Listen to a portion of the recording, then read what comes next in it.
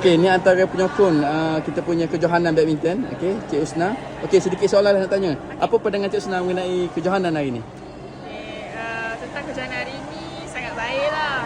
Cuma secara overall okey. Lepas tu susunan dia pun laju semua court banyak. Jadi penganjur yang susun lawan ni semua okey. Okay, alright. Okey, nak tanya pandangan. Apakah suasana kat sini macam mana? Lawanan. Oh, meriah. Hari ni meriah kan. Semua orang yang pemain-pemain semua sporty, penyokong pun sporty.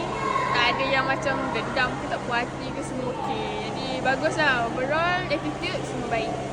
Okey, right. Okey, untuk maklumat semua sebenarnya antara ex juara tournament kita sebelum ni. Okey, akan datang jika kita buat kejohanan akan join tak? InsyaAllah kalau tak ada arah yang melintas saya akan join insyaAllah. Ya. Boleh. Okey, right. Okay, terima kasih Cik Husna, jumpa lagi insyaAllah. Sama. Okey, terima kasih. Baik. Okey, right.